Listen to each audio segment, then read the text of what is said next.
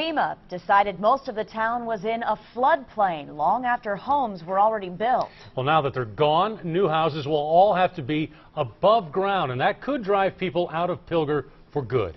I-Team investigator Dave Roberts live to break this big story. Dave? Pilger lost 60 homes after a tornado leveled the landscape. That's roughly 3/4 of the entire village.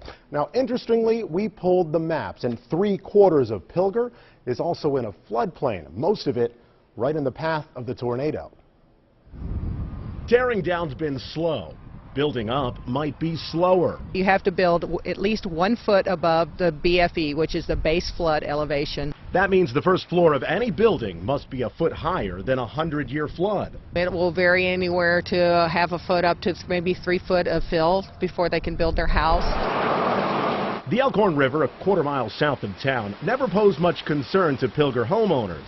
Most of what's now gone, people built long before government floodplain regulations. 72 years. If Jim Duncan plans on staying longer, he'll be one of many that needs to rebuild to the FEMA guidelines. The house was gone. We got uncovered me, and the three of us walked out. So I'd said somebody was watching over us. Staying eligible for the federal flood insurance program may not cost you a lot of money, but it will cost you something.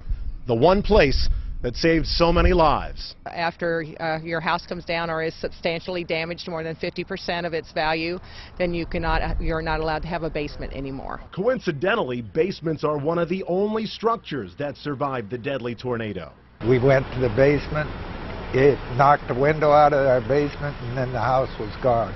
Well, we was in their basement. Do you think people will have some fear of not having that place to run to? Yes, but they also have some information on what's called safe rooms. You can build a safe room within your house, or you can build a safe room outside of your house that you can get to when there's bad weather. If you think an underground storm shelter is the answer, think again. Building above ground is the only legal option. Everything else gets filled in. You worry that the regulations will change the size of this town? Yes, definitely. How do you feel about that? It's upsetting. You know, I wish we didn't have to have all these regulations, but they're there for health and safety reasons. I will have to adhere to them just like everyone else since my house is gone also. Living in a floodplain can cost a lot. Flood insurance on a house 4 feet below base flood elevation will cost you $9,500 a year. Now, the yearly premium for a house constructed 3 feet above base flood stage runs only $427 a year. A 6-foot difference with a $9,073 in annual savings. Rob Brandy, back to you. Dave, thanks.